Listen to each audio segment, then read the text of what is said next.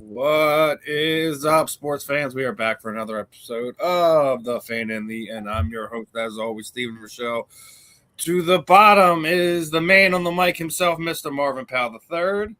Uh, Ben will be joining us very shortly. He got tied up with something. He will be here. No, it's not car trouble this week, folks. I promise. He will be here. But we do have a guest joining us today, Mr. Tomaz Janas. Tomaz Janas or TJ, either or works. And he's working on something that I believe should help athletes in so many different ways. So it's going to be definitely an intriguing conversation here on the South Florida Tribune today. But with that being said, let me get into the sponsor read. And each and every episode here on the South Florida Tribune is brought to you by Fight Wax. Fight Wax is the ultimate skincare defense, help treat cuts, swelling, scrapes, and abrasion, rejuvenates and restores stress skin. Customers has used for soreness, stiffness, and recovery. Designed for athletes of all active lifestyles. Provides an ultra silky, non-greasy feel, deep hydration for everyday skincare. Help fight dry skin. Customers have used for eczema, psoriasis, and other skin disorders. And when you guys head over to the website, use that code SFT15FW. Show our guys some love over there in Fight Wax, and obviously want to give Lincoln some love too. Also, he helped set us up with Tomaz today. So let's kind of get into this, Tomaz. I mean, obviously, you're up there in the great state of Canada, so you don't get quite the level of football that we get down here in North America, but Tell us about what you're doing and how's it going to help the everyday athlete. Well, first of all, thank you very much for having me. It's a pleasure, honor to be with you guys. It's a great opportunity for us to kind of present ourselves on your platform. And of course, thank you to your sponsor, the Fight Wax. I'm very big, I'm very well. I'm connected with them. They help me lots in connections in the sports here in Canada. So thank you very much to the sponsors as well. First of all, my main objective way, I come from the background of the 33 years of coaching, and being the technical director and have opportunity to work with athletes in the multiple sports. The main reason what I identify through my career of coaching is objectivity based of the one man or one man's opinion or woman's opinion of the athletes who they are. That was my number one problem. And I tell you the truth, NFL became the inspiration for me. The NFL combines particularly. The NFL combines, it became big inspiration behind when I built this system. Because I didn't have to have a concept of proof anymore because it's already done in an extremely big stage. The linguistic data generations, it already exists for years in NFL. NFL combines doing it, particularly in the baseline testing. What it was a new concept. The concept what I developed over time is to understand how to interpret the data properly, who is useful for the coaches, managers, and the athletes themselves in a safe environment. So I combine the logic and layers for athletes to understand what those metrics actually mean over time and how they can be applied and how we can use those particular numbers for the future development, injury prevention, and a safe return to play. And that was the most important aspect for me, based on my own experiences living in multiple countries and playing, and the same time have a 33 years of experience coaching with hundreds of athletes, or even thousands for that matter, on a part. So that was the behind the long story to bring in. NFL has lots to do with it, the way how they structure the combine. If you're looking the 40 dash, why this is the average distance, the runs what comes in between the stuff. So everything is a law of mathematics and physics, right? So it becomes very, very clearly for me, if I want to solve this problem and address this problem and help athletes, I have to make something what is measurable, repeatable, and the most important, extendable by the athletes. They can understand exactly how we can help the athletes, organizations to be ready, to how to eliminate the risk, how to implement proper recovery and performance throughout measurable intelligence. Now, when we set this up, your Lincoln sent me a few of these graphs, right? So, obviously this one is a boxer. How are you using and this is another one of the athletes. How are you using these metrics, and how should the athletes look at these things? How is this going to help a team with injury prevention, or to see if this guy has the right measurables to make this team, whether we're talking football, baseball, hockey, etc. What are some of those things that are going to help that? So so the first image what you show is a true metric and scouting report for Jordan. That's one here. So Yeah. that fight camp was 12 weeks long. So Okay. she was tested in every 2 weeks and the readiness. And during that fight camp, she also has an illness, what the system was capable of identifying, and it's immune system suppressions. So what happens was we're capable of deloading her to make sure the loads and prioritizations shift in that particular week when she was sick, and still continue training, but not burning her to the position where she can actually derail her fight come into the day where she needs to arrive and a peak performance. So what we do, we based on the metrics, we engineer the performance so prioritizations arrive in a time when it needs to be, not early, and at the same time we don't burn her out so she peak early and goes to the fight exhausted. I know, So Marvin, you got a couple questions, right, brother? Sure. Yeah. So I guess TJ, my first thing is, how did you get into this, and like, what is your background that got you set up for this? Like, did you go to school for this? Were you a okay. former athlete who was inspired by a trainer or a coach? Like, how did you get involved in all this? Okay. So I'm an ex-professional football player, soccer player for that matter. So I Okay. live in these 8 countries before I came to North America. So I have a quite extent. I left home from the communist country of Poland when I was 16 years old. And so I had opportunity to travel around the world and play for the different organizations. But I also come from the athletic background in our family as well. I'm not the only one who played in a professional level as well as either. So I kind of grew up in that environment. But the inspiration about the system, I had the opportunity a few years ago to meet a gentleman from Seattle, Sports and Science. His name is Jeff Alger. We had the opportunity to meet, and he developed the soccer distribution ball machine called the Victa 2. And I was flying from Edmonton to Seattle weekly to his facility to work and write the program for that particular ball machine so he can duplicate the distribution of the ball of the everyday soccer player, the curve, the speed, the pounds, the force, everything else. So he was the ex-engineer for the Microsoft in the Seattle plant. So they were very highly intellectual people there who lives in the science and analytics on their own. So by hanging around with them I was involved with them close to probably about 10, 11 years.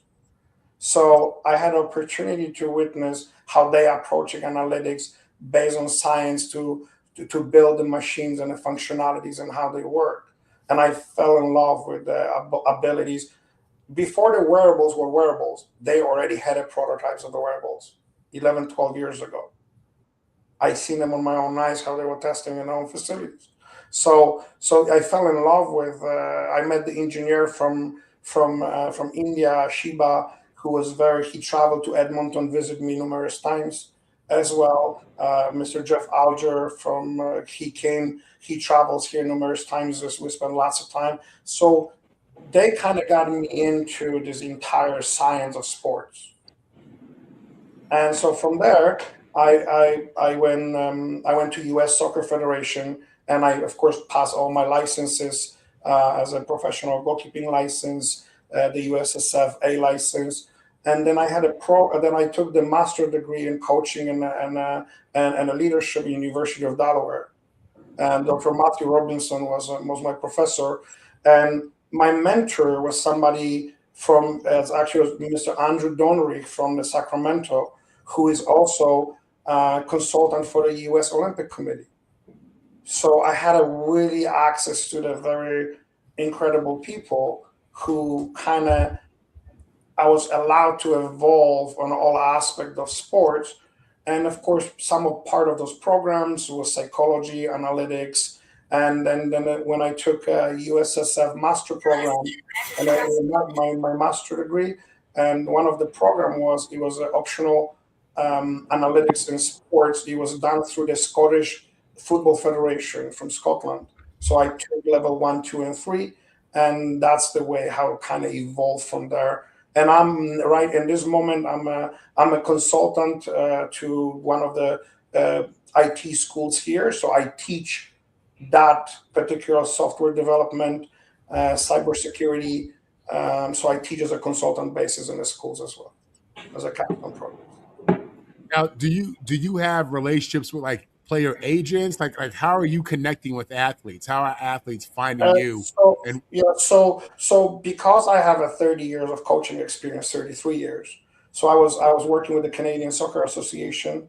I was working at University of Alberta Golden Bears for almost 17 years. So I have a post-secondary education. I have a connection with a lot of coaches in NCAA. A lot of my athletes, particularly football players, have a full scholarship. I think I have over 100 athletes who is them Texas Tech, Memphis, Arizona States, like those football players who play for our national teams. So through the years, I have abilities to connect with the multiple different sources of coaches and agents in Europe and U.S. universities and Canadian universities. So the 33 years, I think my background in sports becomes very handy to this. I'm not your typical developer.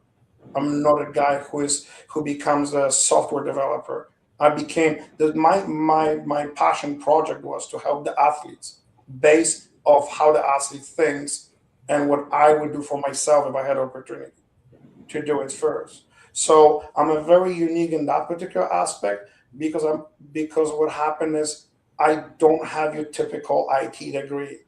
I have a coaching degrees, and I'm a former player and former coach and a technical director. So everything what I approach is from those backgrounds versus IT backgrounds. I always put the players first. So what does that mean is how would that affect me if I do that? So the question becomes first before the answer. so when I hear you say all this stuff, when I look at these graphs, it makes sense now that you have players like Tom Brady and Aaron Rodgers who are playing long. We're seeing the development of sports science, sports technology, and just being able to prolong the athlete. Do you feel like that's really a big part of what you guys are doing is helping the athlete just last longer and play longer and compete at a higher level for a longer time? This is exactly what we're doing. This Yeah. is so we call the linguistic athletes development program. That's mean we're taking from adolescence, from the childhood to adolescence to the universities to pros. And so why we're looking through that? Why is this is important to us? The sooner we can identify the shortcoming of the athlete's development, the sooner we can address them and correct them over time. So too many athletes, for example, I'm just not gonna. Let's say, for example, you have the athletes who has in my eyes and in your eyes has a lot of potentials. We both look at it, but and we said we both agreed as athletes has a potential. But this is what I learned through the football. When I was part of the national development program for Canada for soccer, we have something called scouting weekends. Scouting weekends, it was every 6 weeks, you bring in top 60 athletes for Western Canada to the one place and they showcase the skills and a test. Upstairs in a press box, it was 17 coaches. We all watched the same game. How come our reports are different? The Right. athlete is the same. How come they're different? So that subjective part was not sitting with me very well. Because what me and you consider 3, somebody else can consider 1.5 or 5. And now we have a debate. And the worst part is based on one man's or woman's opinion. And that's all it is. But if you take into consideration, and I believe you gentlemen playing professional sports for years, take into consideration how many athletes will last or fell between the cracks because of one woman's opinion, with the potential of what they have. Well, and the other thing we think about that is something me and Marvin and Ben talk about all the time. We have this saying in football, this guy's a bust, right? But no one takes into account that the player that we're calling a bust went to a team that has a bad coach, a bad team, a bad front office. But we're telling the world this guy's a terrible player. And then we see said terrible player go to another team, another city, and they all of a sudden they're the player that everyone thought they were. I agree with you, but it's the same thing with a Tom Brady. He was 199 pick, and how many number 1 picks going bust based on a scouting, right? So the bottom line is that ideology is here. Put the athletes first. The metrics won't guarantee you anything, but it gives you higher chance of probabilities, and that's the only thing you can ask. You know, when we're scouting the goalkeepers, for example, and to predict the goalkeepers in the age of 12, how he's going to be in 21 is very difficult. Now we have to go through the growth plates, take a look at what potential height he's going to have, historical genetics of his mother and father. It's like we got to take a look at it to all those objectives. 12 years old is 4'8", and we got to figure out if he's going to be 6'7", plus his technical and tactical skills. So the scouting overall in that young age is extremely difficult. Right? So do you think this is also a good tool that you could give, I guess, the traveling dads and moms of your other sports, of hockey, of football, baseball, that give them a better window on where they believe their child is and where I guess your program is going to suggest that they could potentially be? Actually, the actual entire player. So we call this player's passport. So the player's passport is a data which is collected over time and it transformed to the graphs to understand linguistic part of the development of these athletes. So the parents have their own logging system where they can go in and track by the permission, track the player's development. There is a simplicity to understand where my child is and what a shortcoming he has. And interpretation of it is, what does that mean? And that becomes the most important aspect. What does that mean to the parent? If my child is underdeveloped, or let's say in a fitness program, on a strengths and a lower body extremities, on a change of directions, or the power generations or transformation of power. They don't know that. This becomes too complicated for them. So what they need to know is, okay, well, where's my child most importantly fits in to the structure of that sport? And most important, where his targets, what we try to achieve to get him to give him the best opportunities to do it. So if you're looking on an entire development scope, it's a long-term development program for us is the most important.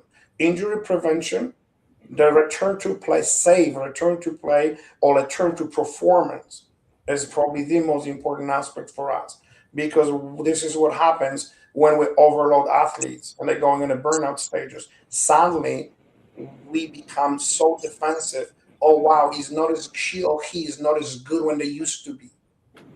Okay, well, do you even have idea why? You're the one who coached them.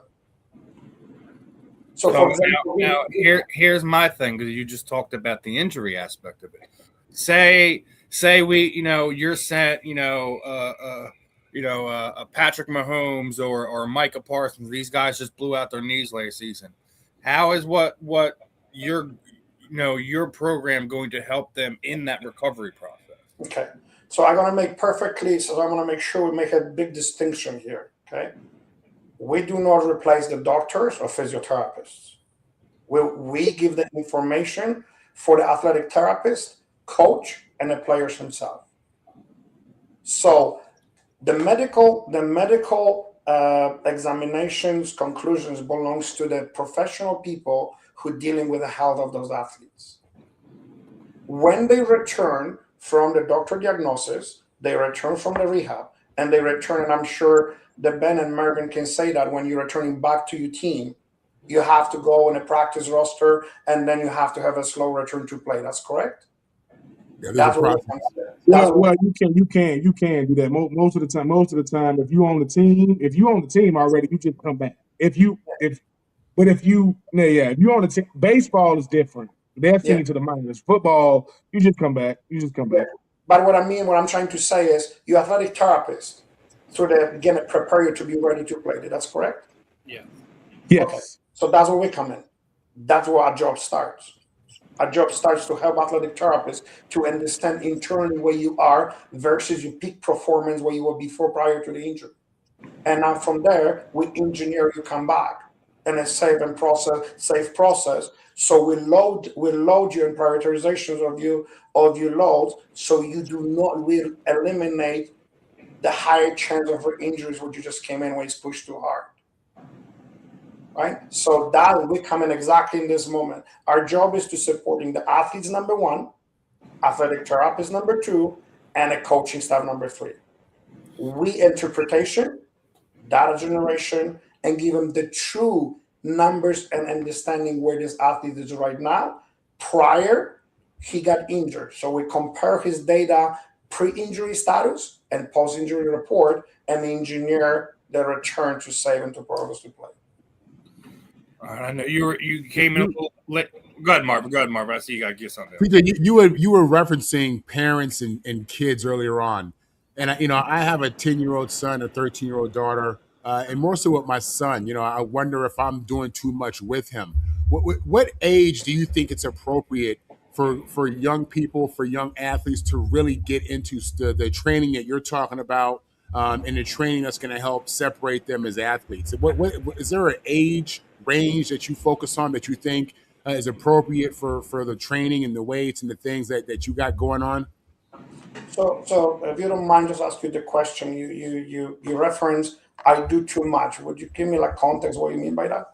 So I'm saying for me, I wonder if in training my son, if I'm overdoing it sometimes. You know what I'm saying? Just because he's only 10 years old. You know what I mean? And I want to balance between him being a normal 10-year-old kid and a kid who I believe is an elite level athlete for his age range. So we do, the BOSU, and we work in the ladder, and we do different type of just exercises and drills. I mean, we've been on this for years already. He's only 10, but I wonder sometimes if it's too much. It doesn't feel like it. It doesn't. I don't see that, but I still wonder that if his body isn't ready for that yet. Okay, I will use the very simple American analogy. Sha'Carri, the 100 meter sprinter. What do you have? The world champion or Olympic champion. Yeah, Sha'Carri Richardson. When you look at her father when he started training her and how, a lot of people would think is insane. How do you think she became the world champion? Not starting in 16. Right. So my question to you is this. As a professional athlete, of course, you understand that prior of development was that what you done. Unfortunately, we're going through the different decades of development. That things change in our life as an athletes. The equipment changed, the safety changed, the protocols changed, right? So also the human psychological setups change as well.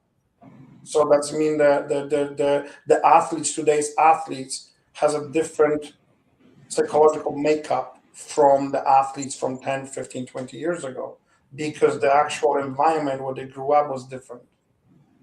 So now you have to take a look at it. You have to combine all those things and said, okay, how this is going to apply to my son. The bottom line is this. Is a 10 years old too early? Absolutely not. What you're looking for is his fire, if he loves it or not. That's what you're looking. And he fell in love in the sport because his dad is a professional athlete. That's a good enough for him to pursue his career. I'm not telling you you have to go and put a helmet and have a tackle on it, but I'm telling you what you're doing, the drills, plyometrics, the movements, the sprint, the explosiveness, so forth. This is the fundamental of the sports. Right. Right? So think about it, how much ahead he will be if he still is of an age of 16, 18, 19, 20. Yeah, that's exactly what I wanted you to say. Thank you, TJ. That's exactly what I needed to hear you No. He's doubting himself. He's he's being too much of that football dad, and so he's beating it into him. No, it's not that. It's not that.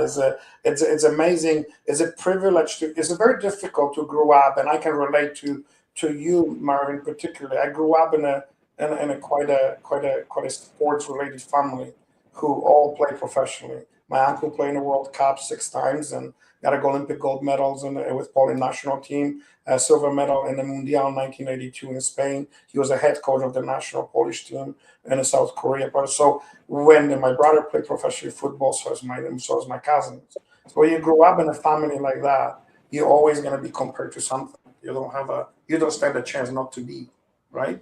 So, but that's a privilege. But it's a privilege to be in a family like that, because you internally love to do that. And sometimes when we used to come back, I come from a very small farm in Poland. It was like 260 people living in this farm.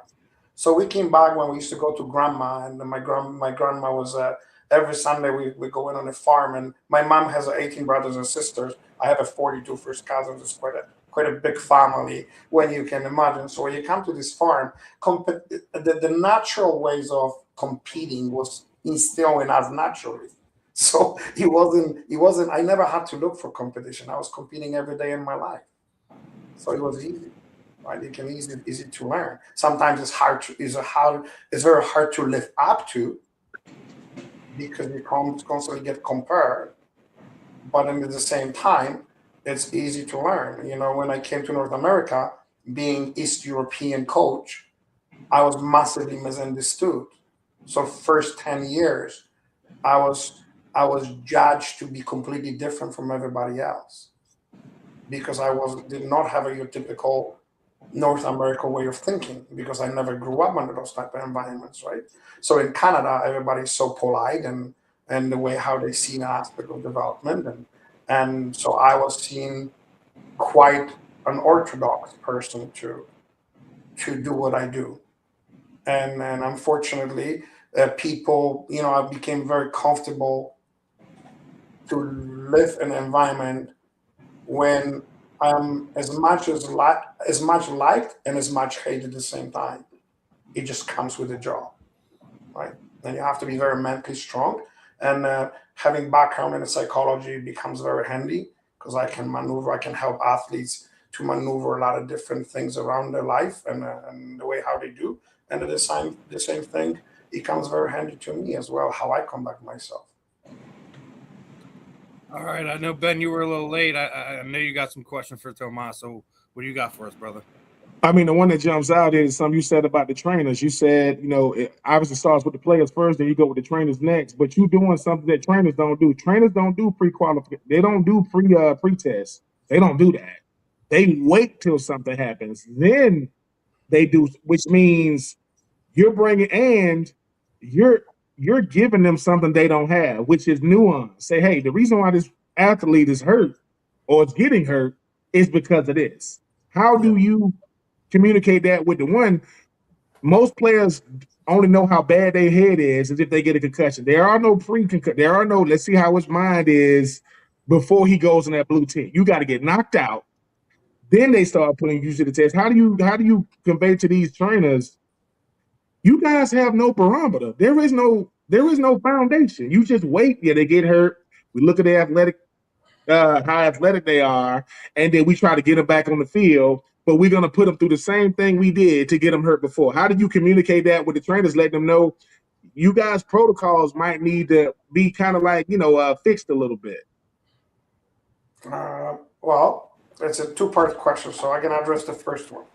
Number one, Without players, there's no athletic therapist. Without players, there's no coaches. Without players, there's no sport. So the number one priority to protect is the player. If you in this sports for something else, you in the wrong business, right? So in the end of the day, everybody can be ego driven, and they can say, "Well, I'm a great coach." Try coach without players, you see how you look, right? So all this argument is pointless. So in the end of the day, if those people don't understand that players become the number one priority, and then they have no business. You won't gonna have a multi-billion-dollar owners without a franchise. You can't have a franchise without athletes. You can build the stadium, they're still empty, right? So my job is those athletic therapists they hire for a reason. Their job is to work for you. What you feel. If they don't, doesn't mean they're not doing the job. If they're not educated enough, go back to school, right? So in the end of the day, when you get hired, you have to have a set of tools. Now, the part two is going to be a controversial, right? So the part two is to react it after the fact is easy. When you drop the ball, when let's say quarterback throwing, you say, "Man, I knew he should run here."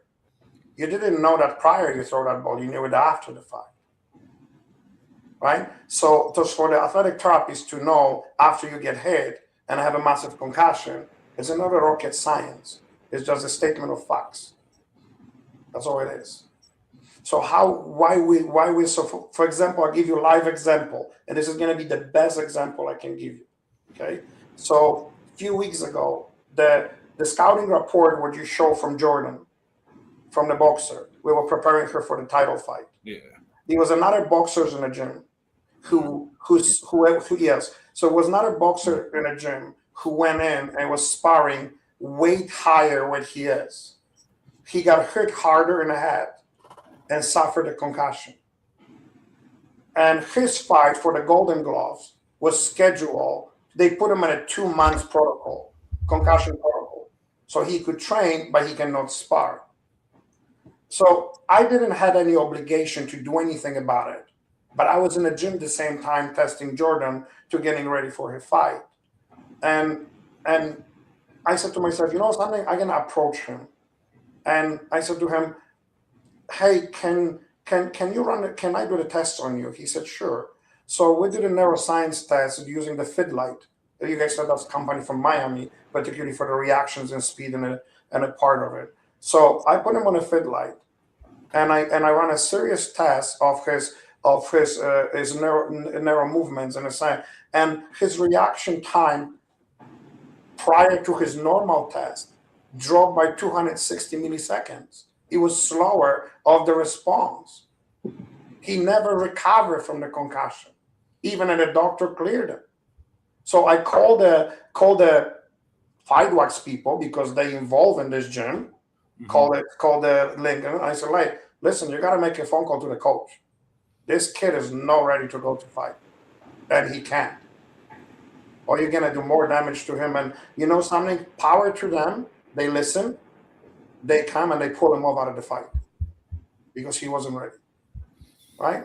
So it's a ways to identify this, but you have to focus on athletes, not focus on a theory, right? I had his pre-injury data, so it's easy for me to compare what his narrow heads was prior he got injured to something that benchmark what I have after of recovery, right? See, but you're talking about something that could actually help, hockey teams, football teams with guys with concussions, because a lot of times, Marvin and Ben were just talking about this. They go in the blue tent, and you deal with it after that, that fact when they're on the field. But after the blue tent, let's just sit there and say, doctor says he's going to miss 2 to 3 weeks with the concussion. Well, what happens if you go and look at him at that 2 week point, and you're noticing he's still slower, he's still this. You could actually keep him off the field for another week, 2 weeks, 3 weeks, whatever it is, until he's back to where his baseline is, and prevent further damages, further concussions, and things of that nature.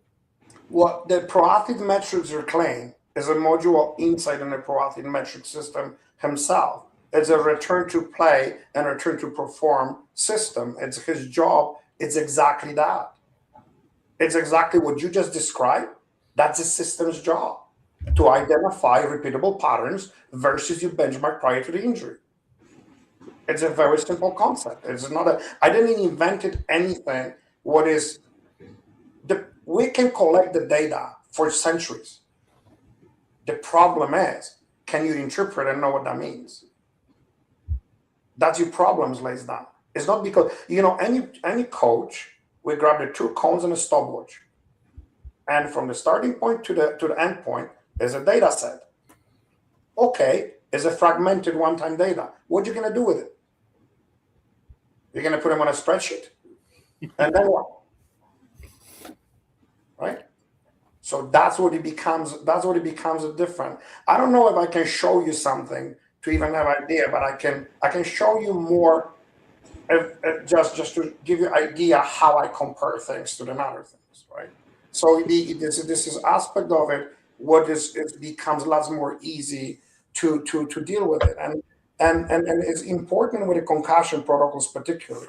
NHL has those, and NFL has those. NHL players who get hit directly into the head has to leave to be assessed. The phone call comes from Toronto. You gotta leave the bench, go to the dressing room. It's the law. NFL concussion protocols is a law. Why we made them the law? Because we learned from the past what happened. 100%. But the part of it, what you just said, is very important. Is you said, doctor said maybe 2 or 3 weeks. The trick with a concussion is this. Your body is the only one who tells you you're ready or not. There's no medication for it, hospitalization for it, or anything else for it. That's me in predictions, it becomes unpredictable. Because each athlete will respond differently to the recovery of his concussions. So the way to say, maybe 2 weeks or 3 weeks, that's great. But in the end of the day, you still have to have some tests to be run, and we do those. And a lot of organizations do those. They care about those type of things. I'm not saying they don't. The problem what they don't have a linguistic data over time to understand internal aspect of these athletes, how he feels and responds on a peak of his performance versus his injury. Where are we at? What is the distance between those things means? Right? Like, what is the gap? Why is gap there? And what does that mean to me particularly? So interpretation of the data becomes extremely important, and to know understanding to do. And I think that's why a lot of organizations and the developers have a problem, because they think only in the base on product himself, not about the athletes. The one things what I look at athletes first, because I am the ex-professional athlete. I know what happens to me. I was a coach and a technical director who coached thousands of athletes. I see them every single day, coaching them 5-6 hours per day. So the ideology was to find a solution for the problem who exists for decades. And that's how this entire project was born. I wrote that program for 4 years, and I didn't even know what to do with it, because I wrote it, I had no idea. And you believe it or not, I only wrote it for my own academy. That should be never released. I didn't know I'm gonna go farther with that when I want. I wrote it for me and for athletes who I coach. When I was started developing, I understood I accidentally stumbled on something bigger in me, right? And I didn't know that when I started. Over time, doing the test runs, doing the control environment rollouts, when I was started understanding, he said, "Oh wow," he said, "this data set showing completely different things what I thought they're gonna do," and I was start keep learning. And so I decided to concentrate on the athletes as the athletes themselves, not on the sports. So right now we do martial arts sports, we do boxing, soccer, hockey, basketball, volleyball, football. From now to 2027, that's the primary sports where we're focusing on. And then we're focusing on the aspect of it is what those athletes have in common if it comes to the development, predictable patterns and the pattern recognitions. Why the football player and a volleyball player and a soccer player, can we identify it in a younger age, what they have in common, what they make him to become to this level? Can we identify the true athletes himself first before we specialize in the discipline sports he played? What the common factors they have. So when I would start doing studies and start doing the research and start doing the data, and it was very important for me to look at the athletes himself first. And he said, so then I look at the sports he played. And that's how I was capable of coming on with the benchmarking systems and so forth for the sports. And NFL, like I said before, NFL combines has lots to do what I do. It's because that's give me the inspirations to really look deeper what the NFL already is doing for years. Right? Marvin, anything you wanna throw in here too? No, I mean, really, I'm just taking it in. I asked some of the things I was thinking about, but really, I guess my big thing is, TJ, do you see yourself aligning? I know you're used to play soccer, but do you see yourself aligning more with a specific sport, or do you just see yourself doing what you've been doing, I guess, and dealing with just multiple athletes in different areas? Because I would think that you'd be more inclined to want to focus on soccer, but I hear you talking about seeing a need in football after going through the combine experience, or just understanding the combine experience. Yeah. So gives you the true answer to this is, the system is built so universal, is adaptable, customization to every single sport in the world. So give you example. Let's say you run a football academy and you come to me and he said, hey, TJ, I really like your intelligent players management system, what you have. What has the metrics and injury preventions and prioritizations and so forth, the metrics are. So and you said to me, this is how I would like to measure my athletes and benchmark in my academy. And as long as scientifically I can prove your standards are correct and align with your governing bodies, NFL, NCAA in football, whatever it may have, I can develop the custom tests for you to suit your academy. The reason why we were stuck for 4 years to write this program, because I knew when the first time when the program was released, it has a preload tests. And I did not like that at all. What happens when the governing body comes in NFL, he said, hey, today we're doing the 40-yard dash and a split time. But 10 years from now, something, those old metrics are not good for us. Then we have another test. So my system suddenly become frozen because you can adapt to it. I give you the aspect of the football, soccer players. A standard for the endurance used to be yo-yo test. To beep test first. And the beep test becomes so unrealistic, then we change to the yo-yo test. And then later to Cooper test, right? So suddenly, if you preload one of those tests and make as a hard copy, and that's how your system runs, then what happens is your system becomes very limited to what he can do. So it was very important for us to be diversified. And football players particularly, because you have such a massive roster, you're dealing with such a different positioning. You're dealing with the impact of sport. The MMA players, the UFC players, the football players. When you do mistake, it hurts. It really hurts because it's an impact. When you get hit in boxing because you can't guard yourself, physically hurt. If you open with your head down and you put into the tackle with open body, not when your shoulders and legs power, it will hurt and takes your wind out of you. When you have a head-to-head impact, even if you wear a helmet, it will hurt. So the sports where we have those, you got it outside of the technique and tactics you will teach, you also have to take into consideration the impact of the sport on the health of the athletes himself and how you keep him healthy for the longest period of time as you can. And anybody knows who has a professional contract. And he said, the idea is to stay healthy enough, long enough to be considered to be a professional athlete, because you're going to go through the hell and back before you become one. And if you cannot sustain and preserve that, it becomes very, very difficult.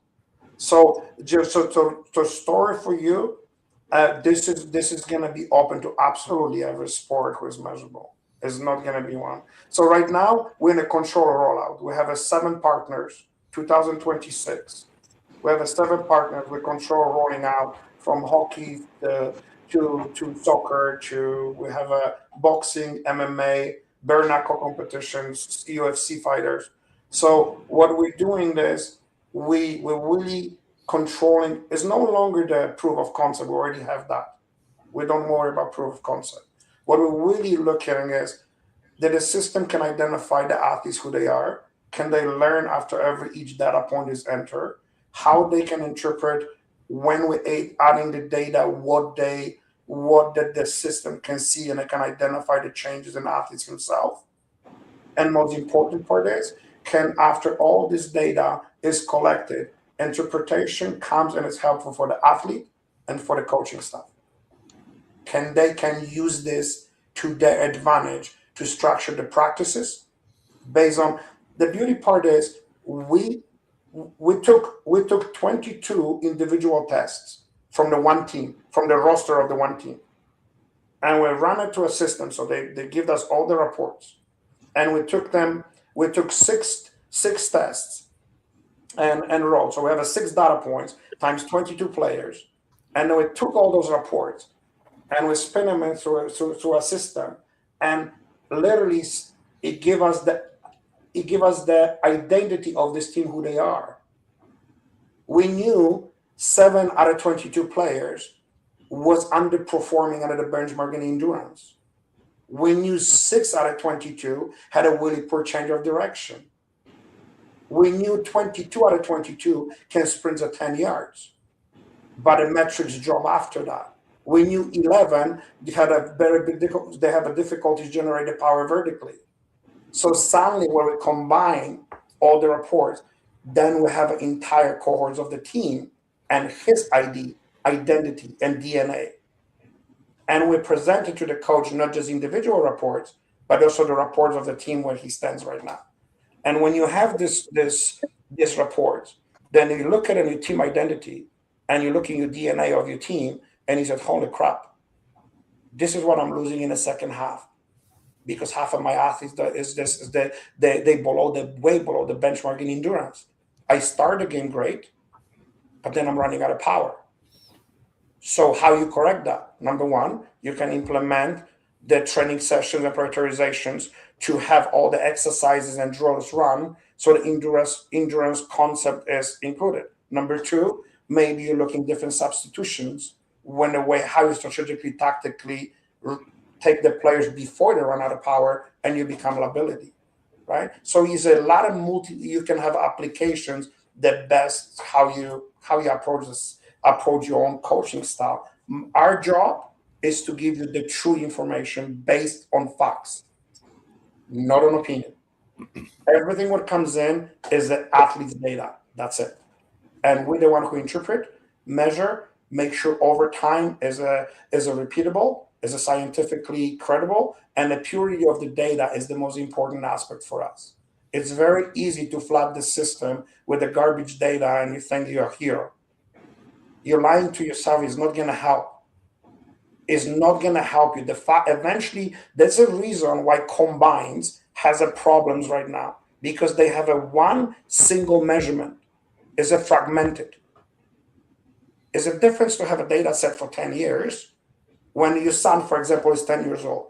Do you imagine when I test him every 8 weeks and he applied recommendation of the system, how to develop?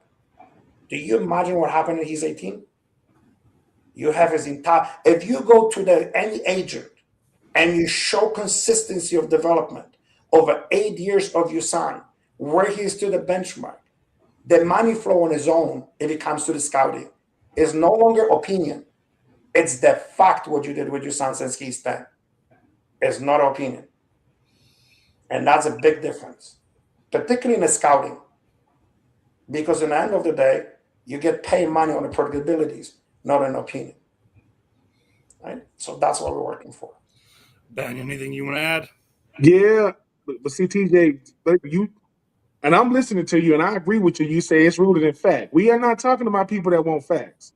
They want what they've done and have had success with it, and then you come in with something saying, "Well, you've had success doing it off what you feel, especially scouting, because the only way to get to the National Football League is college. Ain't most guys ain't going pro. You come in and say, look, out of your 15 guys is entering the draft, 5 of them got a shot to be a pro. This is what the facts say. This is what my metrics say. Because when you get to talk about coaching, and Marv know this, nobody does what they feel more than a coach. It ain't. They got numbers guys in the room. I don't know if they listening to them like they should. Because I agree with you. If my father is a professional athlete, if anybody knows, he knows. Because he's giving you what he knows and what he's researching. Well, just listening to you talk about your metric system, have you run into coaches or teams that got the facts right there in front of them, but they go, yeah, we like this, but we gonna go with what we've been doing for the last 20 years. Because I know a dude by the name of Emory Hunt. He has this thing called a football game plan. He does not like the combine. He says combine is a waste of time. You already know what players you're gonna draft. It's the short Olympics. They're gonna, fast guys gonna run fast, strong guys gonna lift. TJ, what do you say to them coaches who are very pessimistic? And I'm not even talking about good ones now. I'm talking about ones that they made it to the big times, haven't had the success, but they still won't implement something that you have that can not only help their players play longer, but help their team play better. Do you want a sugar-coated version or true version? Man, I'll work, but listen, I want you to, I know, listen, we ain't no bakery. You don't got to sugarcoat it. Tell me what it is. Okay. You in entertainment business, you're not in sport. There's a big difference. When you implement the relegation and promotion system, when you get punished when you play shitty, then we'll have a conversation. Okay? In the end of the day, those coaches paying for their jobs because they're in an entertainment business. There's a big difference between a sport. In Europe, when you play in a league, in a Serie A, or you're playing in La Liga and a Bundesliga, when you suck, you get relegated and $1 billion are missing. Okay? Take a look at your NCAA programs. How many are on the verge of bankruptcy? They're cutting the programs now. You're going to have it. The bottom line is difference between a sport and sports. You can be world champion when you have only one league. And the World Cup has 212 countries. That's a world champion. Okay? So, and unfortunately, in North America, it's an entertainment business. That's a big difference between a sport. Your job is to entertain people through sport, not to play sport. And that's unpopular to millions of people, and they don't want to admit it. You can be world champion in baseball when you have the same damn teams playing all the time and the rest of the world doesn't participate. Okay? So we cannot have that. So the fact is, when a coach doing and playing for his job, his job is there. I have a 5-year contract. As long as I'm playing this part, and as long as I'm going to be in the midst of something, I'll be great. You look at the NHL, Edmonton Oilers have the 2 of the best players in the world. I live in this city. We were in the last place for 12 years. You know how we got punished? Give us the #1 picks. That's a punishment. You're serious? If you last place, you don't belong in this league. Period. And we were selling every single night. It's the entertainment, not a level of play. There's a big difference between one and another. Right? So in the end of the day, when you truly ask me, said why the coaches don't listen, they're going to have to. They have no choice. Because the metrics right now, no organizations in the world, when you start bleeding money and you know yourself, the money will talk. When you're going to have a few hiccups, when your #1 picks, when you invest the money, going to be bust, then you're going to start looking for the solutions. The rest of the world, the biggest clubs in the world, Real Madrid, Barcelona, if you go to the analytics rooms, they multi-million dollars development rooms when it comes into that. Because now it's very hard to pay for. Think about the Lionel Messi who comes in. He came to Miami FC. He doesn't have to play. He sold enough jersey and they want to pay for his entire contract. It's a problem solved. It's not really becomes a different. And in Barcelona, you got to play to earn that money. Right? It's a big difference. So if talking to you, you're absolutely right. Our system is not to replace coaches. And my God, we have no right to even replace them. Our system is to help them to learn about the athletes who they coach and giving them the best opportunity to be the best version of themselves, how they fit to their system of play. If you have information, I'm going to give you the information, okay? I trade financial markets for a living every day. That's what I have extraordinary pattern recognitions. I watch the chart 16 hours a day. I can identify the market movements and behaviors based on different times of the day, what happens to them. Over time, 6-7 years, I can tell you the NASDAQ is going to behave in a certain days in a certain way. Why? Because I have 25 years of data. And I know what's going to happen on Monday, on Tuesday, on Wednesday, on Thursday, and Friday. What the market's going to do. And at 80% of the time, that's probability factor. That's what we know through the data, what it comes in. And NFL football, it's no different. How come Tom Brady comes from 199th place, he become number one quarterback in the Hall of Fame in the world, and sometimes you have a number one picks and then nowhere to be found? So those people who so-called experts, when they go and do that, what they basing their opinion on? They're going to sit in the stands, they take a look at it and say, combines are not important. Okay, so if you go and look at him play, and let's say he's from any of your universities, and he comes from any university in the world, in the United States, and he said, well, I don't care, we already know who he is. Because people who coached him before, they're the one who measure how fast he is. They the one who measure can he change the directions. They the one who had the data on a school to make sure he's capable of doing that. You just got a ready product so you can move him to the next level.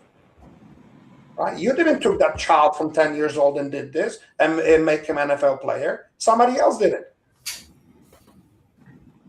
What you're doing right now, you just take it and you say, oh, well, I like him. Okay. So that's great. I like him too. Now, can you tell me what his prediction is going to be? Can you tell me how he's going to compete? And then when he's the best, where is all those players, all those so-called scouts? Where are they? Suddenly, wow, he has a different lifestyle. He didn't follow this. Suddenly, it's always excuses to something on it. That's what is quite different. It's a lot of controversy that goes against this. And everybody, we use the metrics every day in our life. You know that? Think about this. Why you think you have to sleep 6 to 8 hours? Because somebody studied this is the optimal time of rest, what you need. Why you gotta drink 8 ounces of water every single day? Because somebody studied this is required for hydration, is what you needed. Why you need to walk 3 miles or mile per day? Because it's good for your health and a 30 times in a minute. Because somebody has this data. We use the metrics every day and you don't even realize it. You just never thought about that way. But we use that in everyday life. You use the metrics. So the sooner you open your eyes.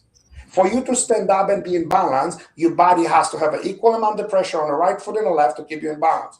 Metric.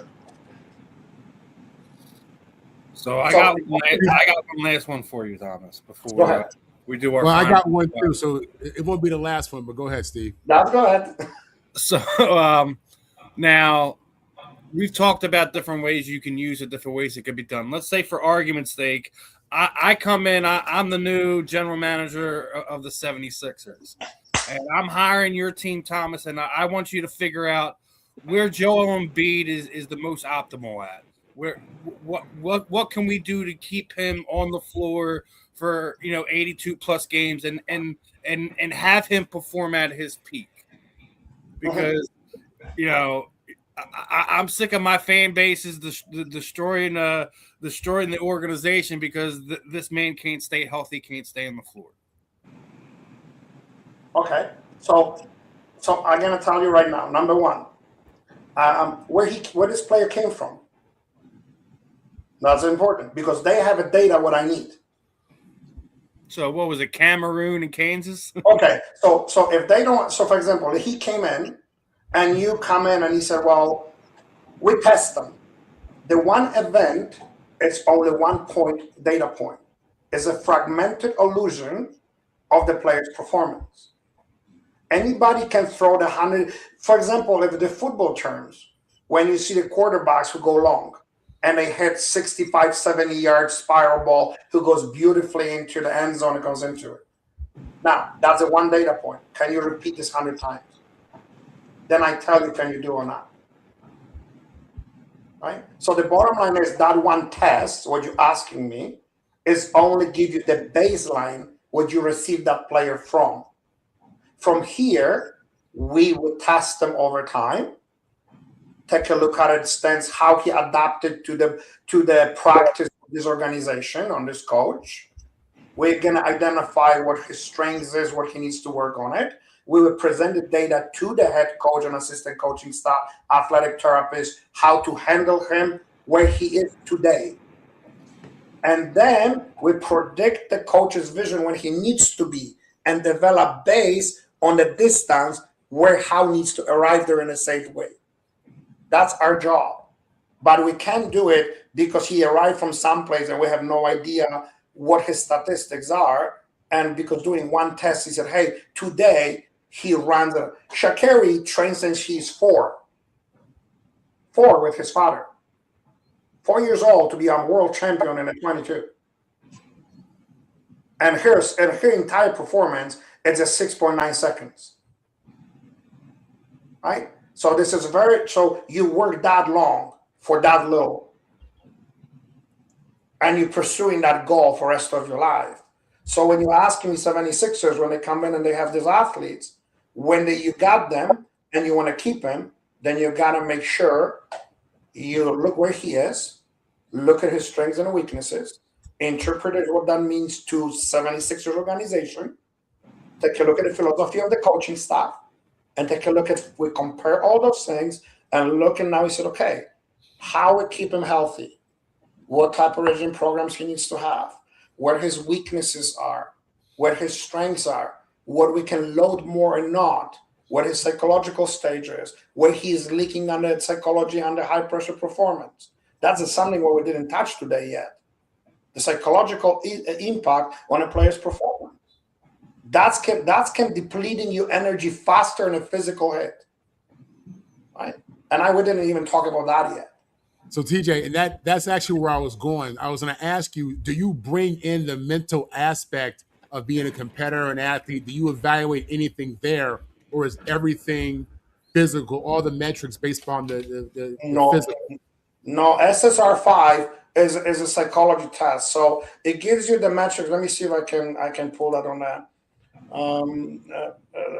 If I don't know if I can share the screen with you. I can show you the rates. So the Pro-Athlete metrics is developed in a 3 modules, and there's a very important aspect of the module. So Pro-Athlete metrics is defined. So is a Pro-Athlete metrics is a module who takes the measurements and capability of the athlete where he is today. Pro-Athlete metrics Reclaim is a readiness monitoring the readiness and return to play protocol. So what happens? Reclaim himself. What happens when you got injured and we need to return you to your peak performance? That system will monitor your entire return to play and performance. And then it's PAM execute, Pro-Athlete metrics execute, and analyze decision performance, analyze decision process under stress. So how can you perform in a high pressure environment, how your decision making, how quick they are under this environment. When you're leaking under stress, you're leaking mentally under stress performance. Then the stress has an impact on your physical outputs.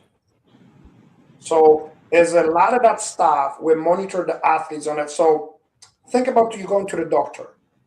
The doctor is the expert. That's correct. We agree all to that. The doctor is the expert. That's correct. But then the doctor gives you the clipboard. And on this clipboard, you have to answer numerous questions. And those questions is, from 1 to 10, how much pain you feel today? Why do you think doctor asked you this question?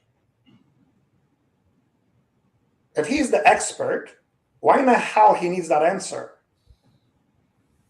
Because he needs to know mentally how you feel. There's not a metrics to it. You're going to tell him between 6 to 8. Well, what does that mean? That means the 5 is a middle zone. You're more in pain and you're not. That's what he needs to know.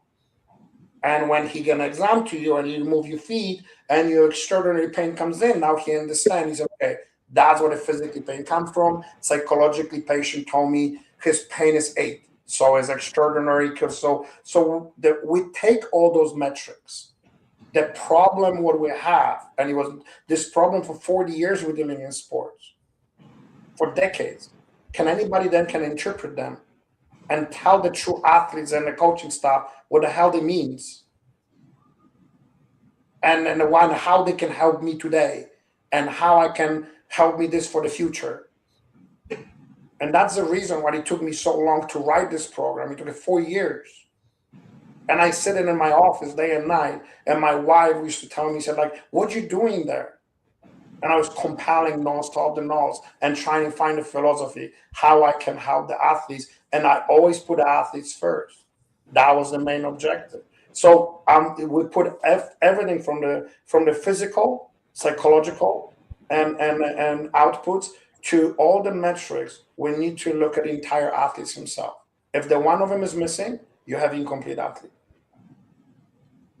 Very good. So TJ, with that being said, though, do you think that professional athletes need, I'm trying to say this right, with mental health being such a big thing, do you think we got athletic trainers, we got nutritionists, we got assistant coaches, we got analysts, do professional athletes from a holistic, because the mind is what's going to control a lot, do you think mental health specialists should be a part of professional athletes day to day, or it should be a part of the staff? There's already is a sports psychologist. Yeah, but they don't make them talk to them. Okay, so back again, you're talking about decision-making people, right? They don't make them talk to you. That's what you mean. Okay. Yep. So now you're speaking about the structure of the governing bodies and organizations, right? So who are they? They the one who. What was the reason they won't make the talk to them if they have it available? You need to ask yourself a question: is it inconvenience? Or they afraid what they're gonna say? They're gonna pull them out of the roster, but that's gonna impact my roster. How I gotta play that player? You gotta ask yourself that question first. But I think that's it. The second part, if most of the things that happen on a football team or a team, a coach can he got a little bit of knowledge about. You start talking about the mind, start talking about the neurologist, start talking about another expert. That neurologist who gonna say something to tell the coach, hey man, he's gonna need more of this. And I got TJ's metrics that back this up. It's one thing, like you say, the one thing you doing, TJ, what I appreciate, you taking the opinion out. No, this ain't my opinion I'm giving you, right? No. I'm saying, like you just said, when it comes to American sports, it's entertainment.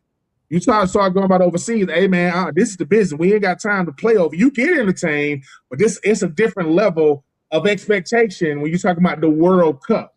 Well, over here, when a coach has the numbers, the metrics, and it's saying this player, not all of it, but this particular player right here, for him to maximize his or her potential, they need to be talking to a psychiatrist. That's going to be a part of them performing.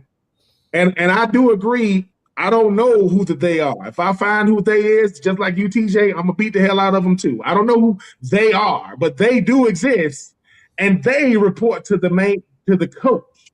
I'm saying if your metrics say this is what Marvin Powell the fourth needs to be the best athlete, no, the best player he can be.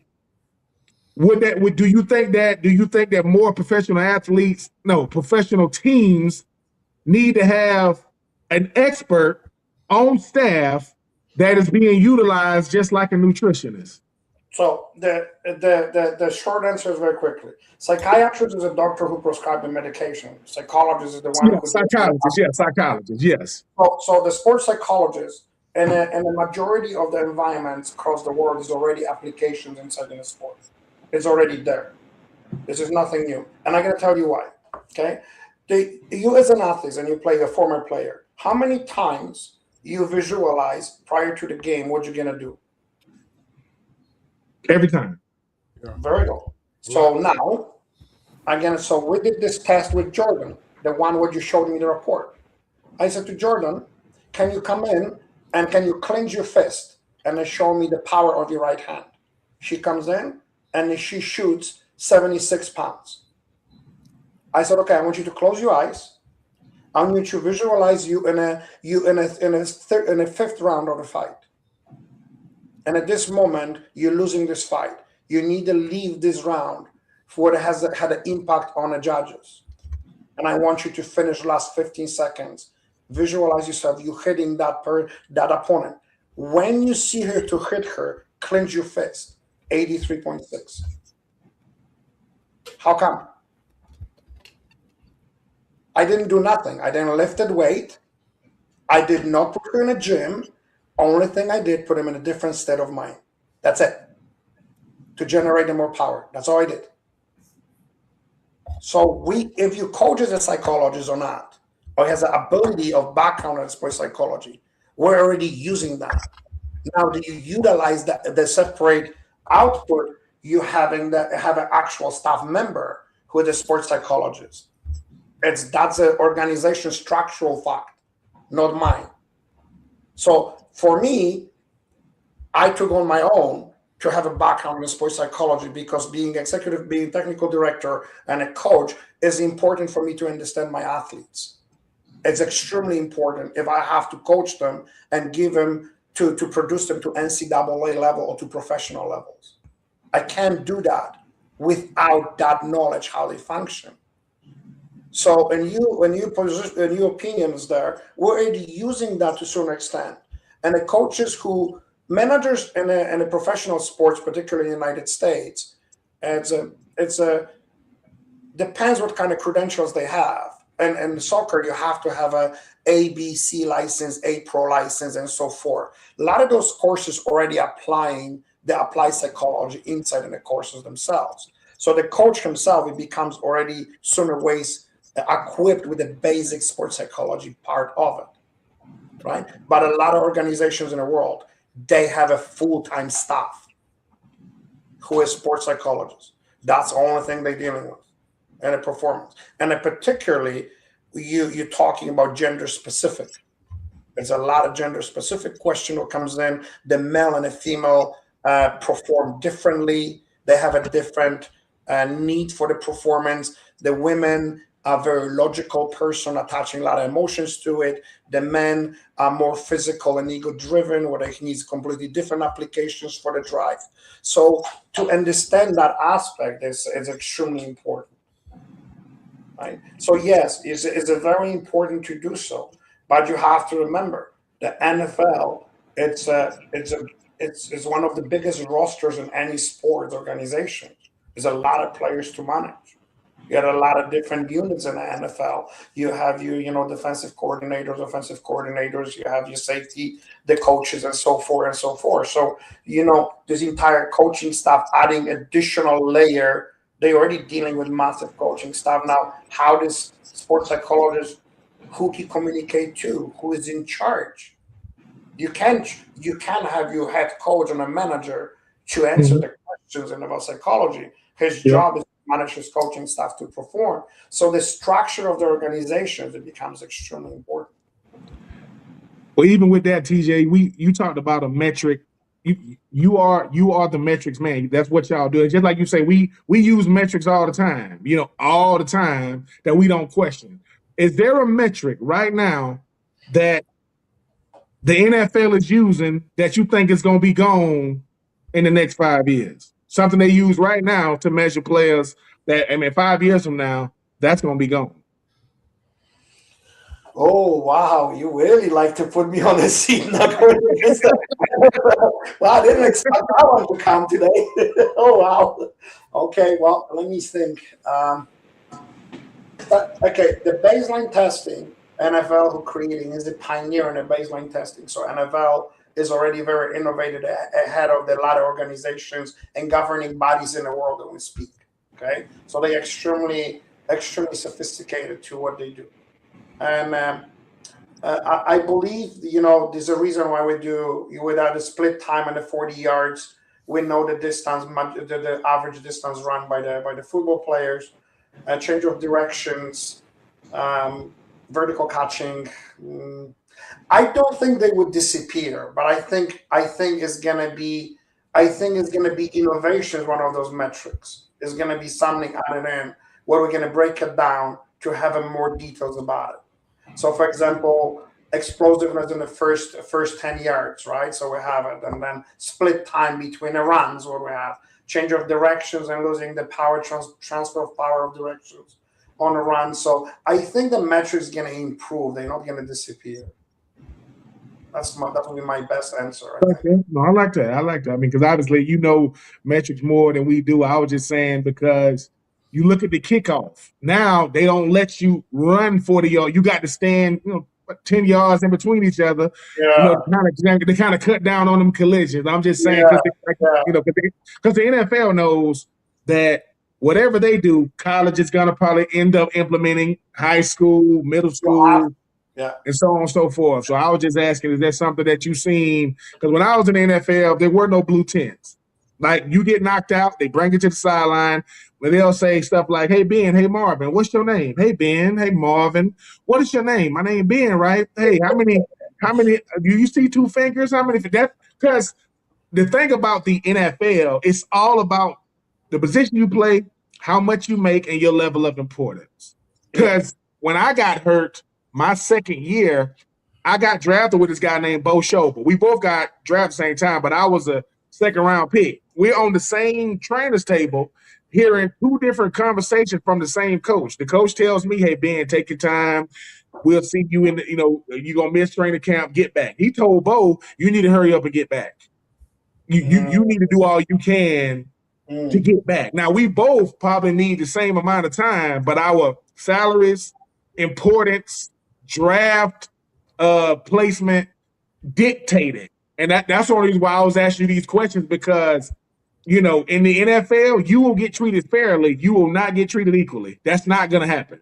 And the problem is, a Tom Brady in 2026 at 199 won't get the same leeway that he did back then. Now, Tom Brady is Tom Brady. He's the hardest barometer to do. But I'm just saying, if I got metrics saying I need this is what my metrics say I need, depending on who I am, position I play, how much money I make, will determine, will they give me those metrics, or will they say, well, Patrick Mahomes gonna get every metric. He'll get a metric ain't even invented. They will invent a metric for him, but he's Patrick Mahomes. What about the players? What about the 53rd man on the roster who's a play away? He needs those metrics.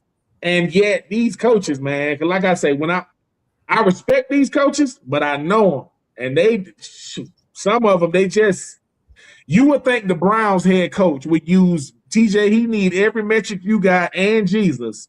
They still not going to win, but they need every metric you got. You would think those type of coaches, because you said something they ain't never heard. He said, look, some of these teams don't even need to be in the league. They need to be gone. They need to be out. They don't win anything. They're just collecting checks. I just think about, that concept of having something that you have that's not rooted in opinion. That's not rooted in theology. This is the metrics say. This is what it is. Wes Welker went undrafted in my draft. Like I got drafted in 2004. He didn't even get drafted.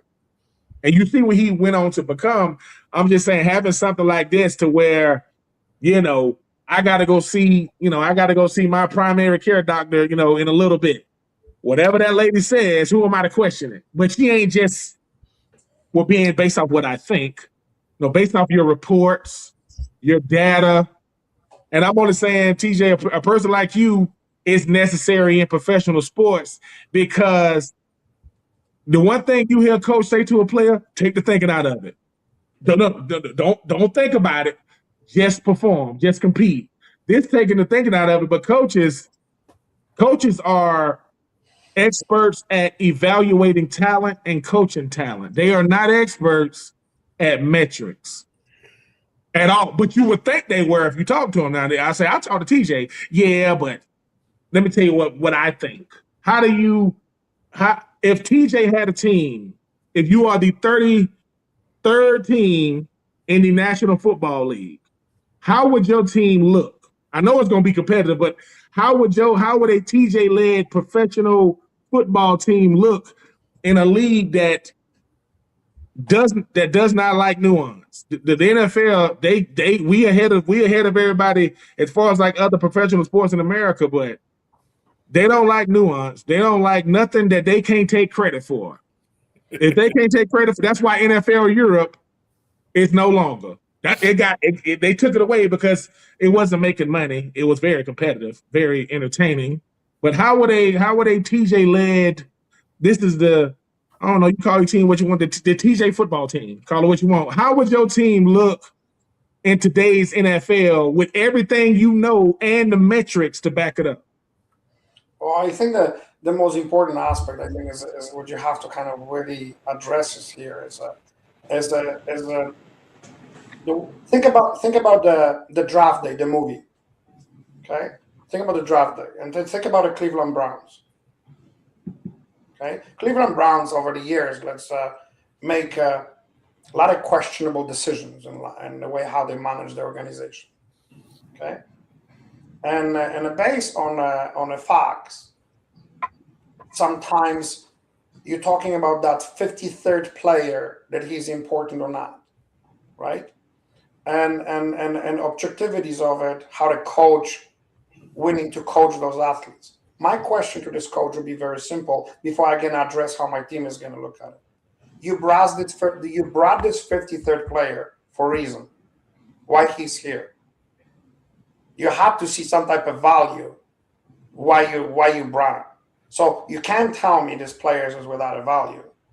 Is there not a hundreds of thousands of dollars in the 503 million people in the United States? That athlete has a value because he's one of the 53 who is on that roster, right? So in the end of the day, if he wasn't important, he wouldn't be there in the first place. So when you tell me, well, I'm not going to give that priority to that 53rd athlete, you maybe don't need him today. Maybe you're not going to need him tomorrow. But in a day when he's going to bail your ass out because he's going to come on this field and going to do shit what other people can't or do, then you're going to pretty quickly understand his value. And I'm going to give you the example of Los Angeles Galaxy and U.S. national soccer team. I had an opportunity to do my the USSF, U.S. Soccer Federation goalkeeping pro license and a Home Depot Center in California. And one of the key speakers in some of the symposium what we had there, he was Bruce Arena, the coach of the Galaxy and a national team. He made the very questionable decisions based on the switching the goalkeeper in the World Cup in Germany in 2006 against Portugal. He took the Tim Howard out and put a freedom into the game. Tim Howard was undefeated. The metrics, you're taking the best chance you have to win. You take him in out of the lineup.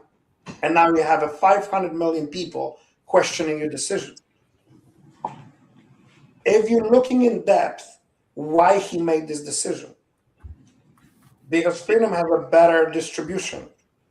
And Portugal played his defensive line extremely high. So the distribution from the floor will be way better from the team. Howard's plays a position. And that's what he needed, based on the scouting reports, what he received. So in the end of the day, US ended up losing the game 2-1. And everybody started questioning him after the fact, not before, after the fact, why he did this. The problem what the people didn't take into consideration, US has 3 breakaways who didn't contact it on any of them. So the system of coaches work, the execution of the athletes didn't. What is a very different thing altogether. Right? So the part of it is, because we know what to do, we have a lot of variable factors and pieces who moves around. So coming back to your decisions about the football team, if you see in the NFL and you have all the teams combined, each of those teams has a different identity.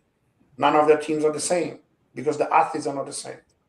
The quarterbacks are different. Some of them playing in a pocket. Some of them are very mobile. Some of them can have a hard throw. Not some of them get a great pass movement. Some of them are agile or not. The aspect of it, how I will build the team, is the athletes who be available to me. I will adapt the system to the athletes I have, not the other way around. Like I can't put the system. So, for example, I have Edmonton players trying to play Barcelona's football style. I don't have people with that technique abilities to execute that tactics. It's never going to happen. But that's a lot of coaches do it. They go on the internet, they rip the page out of the book, they try to run the practice who is designed for the professional athletes. They try to do it with a community-based team. That's absurd. That's unacceptable. That's a youth development. It's the same aspect what you're talking about before you have NFL. If you're looking at your football development through the high school levels you have, because you guys are extremely strong in the high school levels, then you have your NCAA, then you have the draft, and you got a super draft, and it goes to NFL. When you take a look at it, these particular athletes can play safety in this organization, but comes to this coach and see him, as a tailback. Oh, he goes in a running back. So suddenly, this coach has a completely different vision what his athlete was designed for, right? And stuff. So now he sees them in a different vision. The question would be this: did this athlete do you recruit him based on when you see him? Can he execute the job? What you have for him, and he is versatile to learn. And so, bulk story is like, if you give me the athletes and I look at who they are, and I can tell you roughly what type of team we're gonna have. Or if you try to build it from the scratch, then you have to make me general manager, and I'm gonna come and recruit the athletes, right? To the things what I need. But as a blank of this, like the best coaches in the world, Jose Mourinho. Jose Mourinho, do you know his lifespan as a coach is 3 years? 3 years. He comes the first year, he dismantled the teams because he doesn't like what he has. The second year, he goes and wins the Champions League. And the third year, he gets fired because his ego is too high. And he goes to the next team and repeating the same cycle. And he makes him the most successful coach in the world. Right? That's his style. So in your organization, if you look into Cleveland Browns, when they have this draft, like for years they couldn't do anything.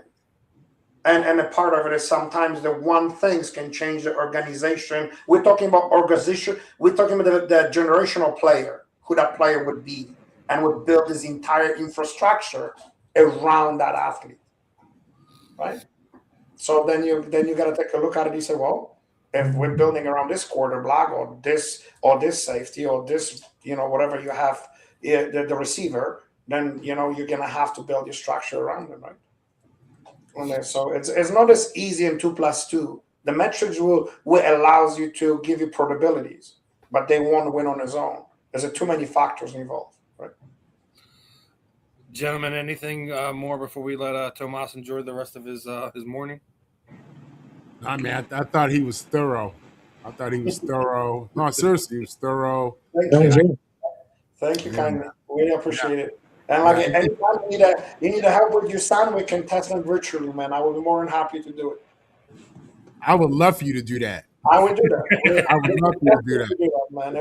We can because you know why I'm saying this? Because you're professional athletes, and I know you're not gonna lie to me with the metrics. Man, I would love for that. Yeah, I'm sure both Ben and Marvin has some kids that that's right. And so, inside the so tree. I think we can put them in a system. I give you the combine we're gonna run. Let's just put them into it. Let's generate the metrics over time, and you let me know. You're gonna be the judge if they work or not. Okay, I'm gonna get your information. I'll shoot you his number when we get off of here, Marvin. Yeah, Okay. awesome. Well, yeah, as a gentleman, it was absolutely the greatest pleasure to be here. I love the stuff. I hope one day we're gonna have opportunity to talk more about sports. But that was the most fun I had for the longest time. Yeah, man. Listen, like I was telling you before we hopped on here, we just think of this as a bunch of old friends getting together, catching up, and we like to keep this as loose, as fun as we can. And under all probabilities, we probably could have talked for another hour about sports. No, that's okay. But Tomaz, what I typically do here at the end is I kind of throw the proverbial microphone over to you. Anyone would like to thank? Shoot out your social media sites. Let everyone know where they can get in touch with you, where they could reach out and connect with you to have a either future athlete or already athlete having a closer look taken by you and your team. The time is yours, my friend. The one thing what I'm gonna say is I want to thank you, the Fight the most important. This is the people who really believes in the program, and they definitely promote Milan's. But only thing I can say, I love what I do. I'm looking forward to seeing 2027 with a commercial version. We're gonna finish our testing for this year. And I love helping athletes, I love helping coaches and organizations. That was my passions always, and I hoping it's going to be a day where people will take advantage of it and really work together for the best part of the sports. And always keep athletes in your mind first, because they're the one the most important from anybody else. Without athletes, we have no sports. I agree, my friend. We have to take the athletes first, and it's always, I'll always be pro athlete here before I'll be pro promoter, pro league, etc.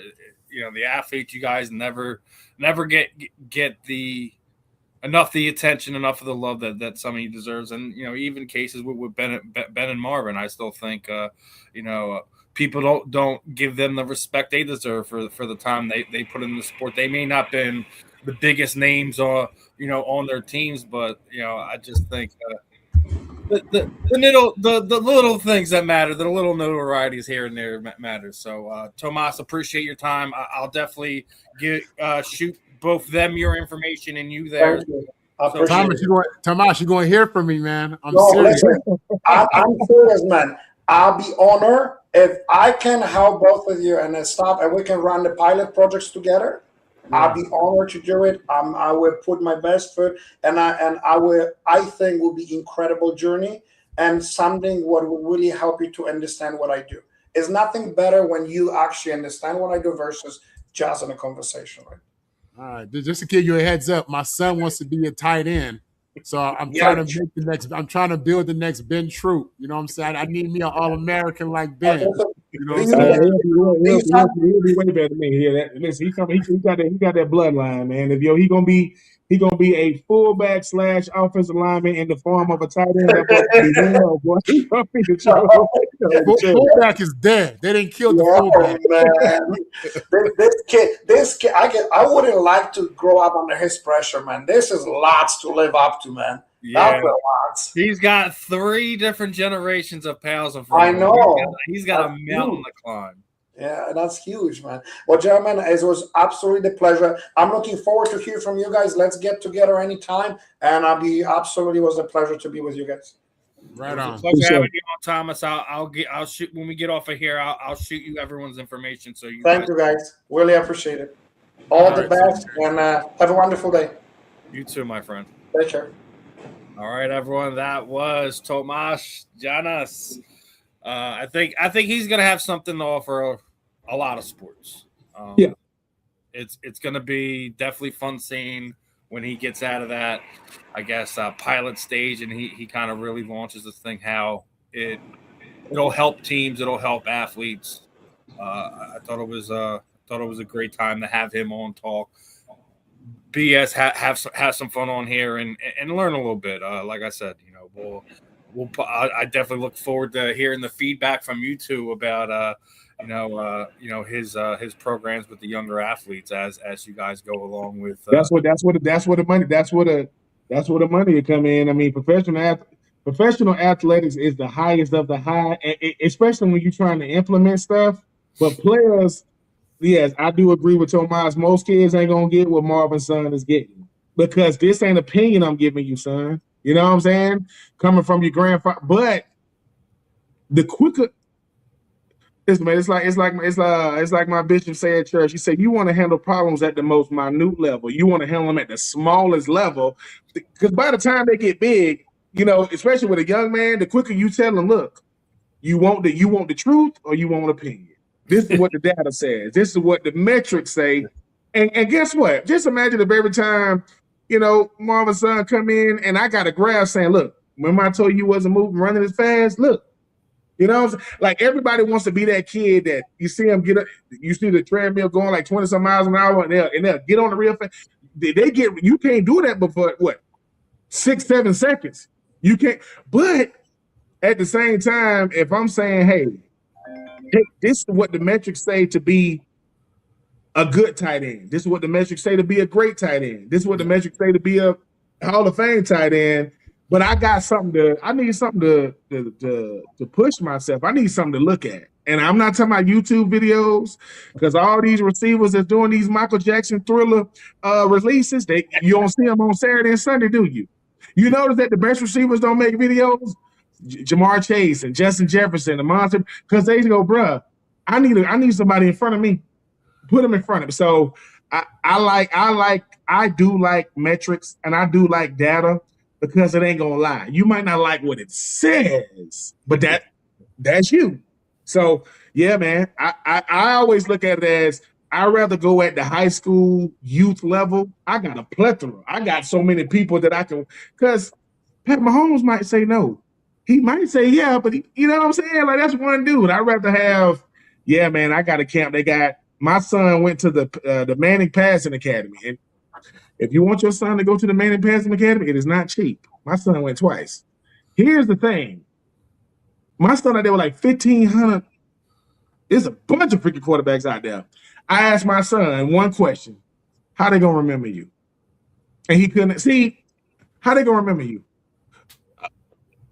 See, and to me, that's what you want. Marvin want to be remembered. I don't care if I play one down or Hall of Fame career. You want to be, so when people say, hey, man, I played against you at SC, that conversation can go for 2 hours.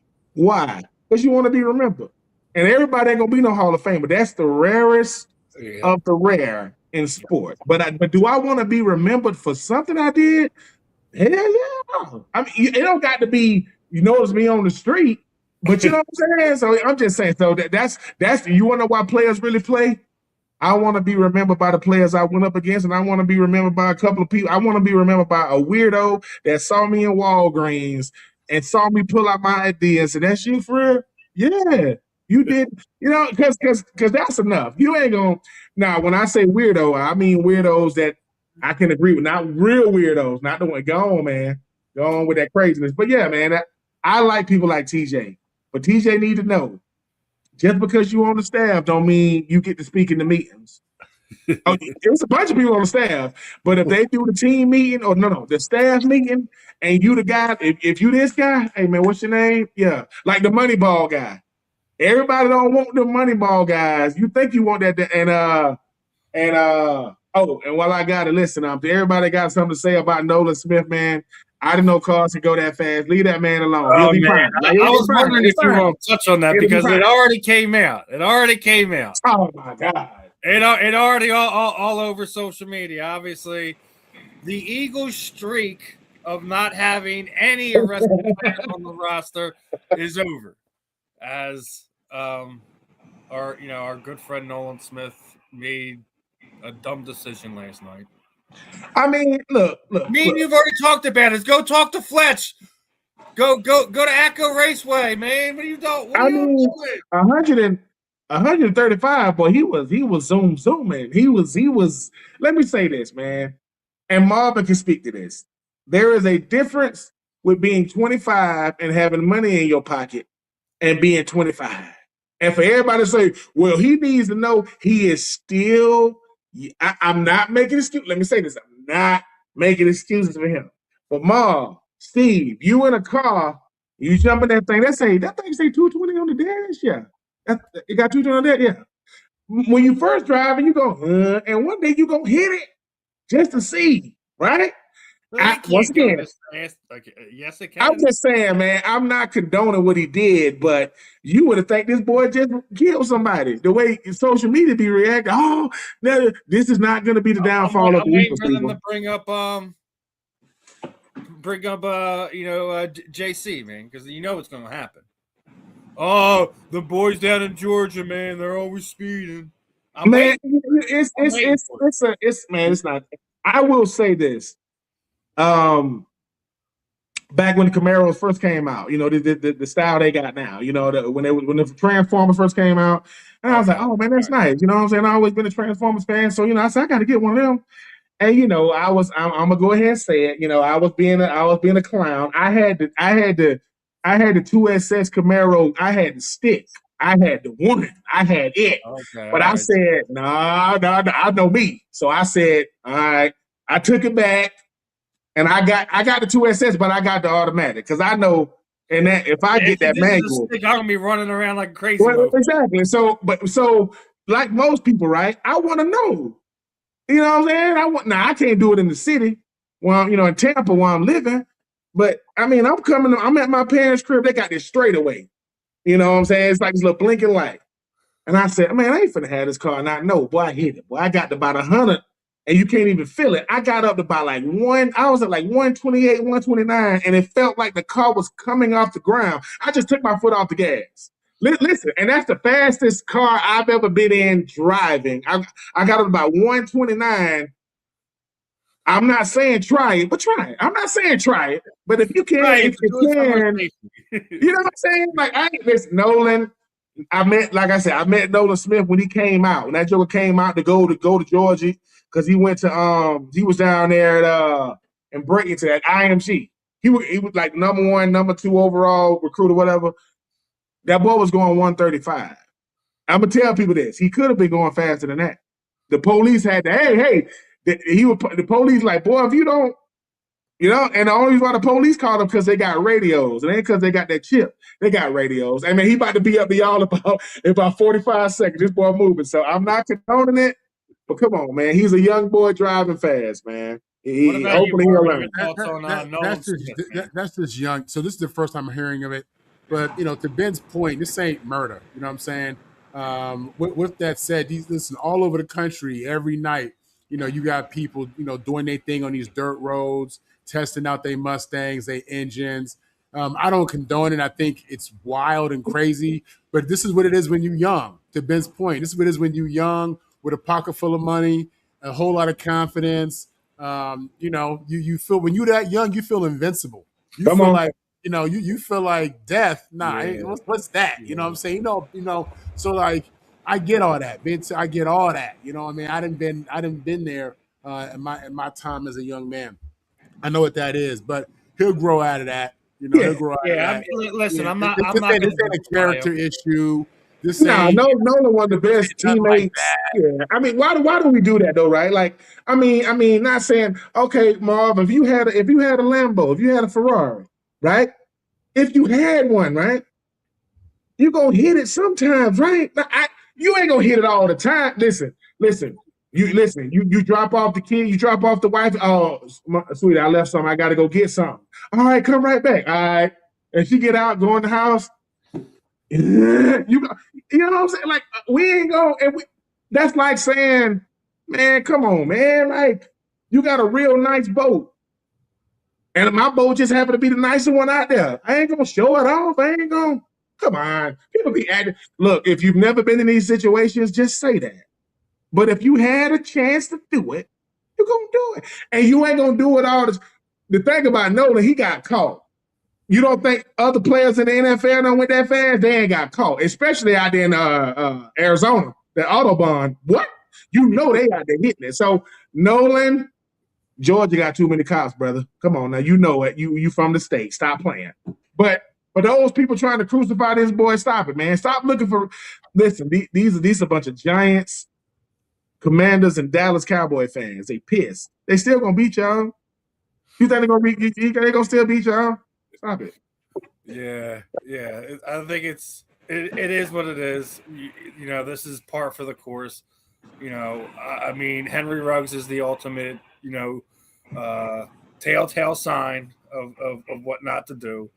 He didn't kill anybody. He didn't hurt anybody. He wasn't drunk. Let's leave it what it is. It's just being a young man, just feeling his vehicle. It happens. We all do it. We all want to pin the speedometer. Everyone always does it, especially when you're that age. So I'm not going to go over it, but we were just talking about being remembered, right?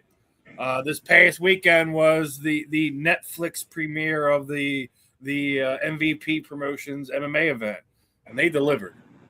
They brought in the most views for an MMA event.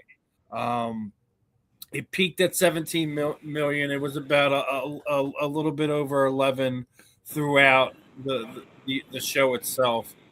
But a lot of people are running their mouths on social media this week, right? And I love what Shayna Baszler said about it. Everyone's sitting there, oh, it's a work. How do y'all forget things? Like 17 seconds is par for the course. That's not even her fastest win. She has a 14-second win over Kat Zingano. She has another 16 win over Alexa Davis. She has 5 other wins under 30 seconds or more. Ben, me and you talked about this. This was going to happen. This was always going to happen. Yeah. So you'll never see that level of impact from a woman athlete, like in a sport like that. Like I'm not saying she ain't nobody Serena. I'm not saying that. You know what I'm saying? But Ronda Rousey has been a headliner since she been in MMA. That's all she knows. Like she don't know. She's been Floyd Mayweather from the time she started MMA. And if anybody thought it was going to end any way other than that, have you seen Ronda Rousey? I think my only surprise is that Ronda got it to the ground via a normal wrestling takedown instead of her typical get in, lock up, judo throw. She's the mother now, man. Listen, that's mother guys, now. no. The other chick, she ain't fought in like almost 20 years. 17 years. It was. What did you think it was going to look like from her? When she came out the locker room and they said, yeah, she hasn't fought in 17 years. I was like, oh, what's a wrap? You don't just walk into something like this. Listen, we all knew this was going to happen. Anyone who watched combat sports on a regular basis, we knew this was going to be the result. Yeah. Gina Carano already won just the simple fact that a year ago she was weighing almost 240 pounds. The fact that she weighed in at 140 some odd pounds a year later. Oh yeah, she should be commended. She definitely should be commended. We ain't mad. And look, and to all the guys that got something to say, forget 17 years. What you think gonna happen to you? You try to do anything like you used to do. It is going. Like my daddy said, when the last time you just sprinted or like just took off? No, you ain't. Not none of y'all. You just took off. I guarantee you, that hammy gonna say, whoa. So all I'm saying is, everybody got something to say. That is the greatest women's MMA fighter ever. That's who she is. That's who Ronda Rousey is. Ben, go ahead. I'm sorry. No, I'm just saying, man. I don't get this. Oh, and here's the thing. To y'all guys that be judging y'allself now on going against former athletes, so you want to get at me when my athlete days are over. Well, if it's gonna make you feel good, sir, cool. But guess what? I would have effed you up back then. You just effing me up right now. Cool. I ain't mad at you, but you're going to sound crazy. So, what were you trying to say, Marvin? And I was going to say, I mean, look, I haven't been in the NFL since 2001. If someone called me up after 17 years, so like, hey, can you run it back one more time? We need you to get low. What? Listen, the NFL, MMA, these is young people sports.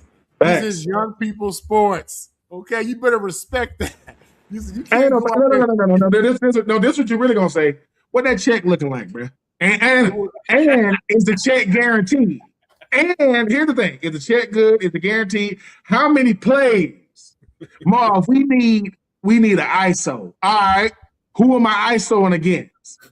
You know what I'm saying? Because here's the thing, right? Here's the thing. At a certain point, my son will be 17 tomorrow. At a certain point, we ain't gonna be better than our sons no more. And you know what we're gonna use? Our age. We're gonna say, oh, that's it'll make you feel good now that you can outdo an old man. That's what it means. Now, right now, my son, now he can throw that thing. I'm not gonna let him outdo me, but he's gonna be 17 years young, man. I ain't messing with that youngin'. I'm gonna let that boy, I'm gonna talk trash about what I would have done. Marv is basically saying, if the wifey approve and the check good, and I don't got to do but one, my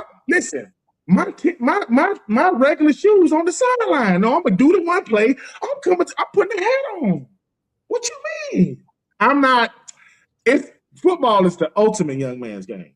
I don't know about basketball. Football, bruh. This how you know. Hey man, how do you recover? Oh man, I just go home. Not when you in your 30s. What you mean? That's how you learn about acupuncture, massages. You know what I'm saying? You ain't do that stuff when you was in your 20s, Mom. And I could go get right and go to the club after the game. You can't do that in your 30s, though. Nah. You can't do that. So yeah. All right. Now, this one's from Marvin. 100 days to go, brother. Yeah, 100 I days saw ago. that earlier. Can't wait. 100 days ago. I know you love the NFL, but I know college is really where your true loyalties lie. How excited are you that we are basically 3 months away now?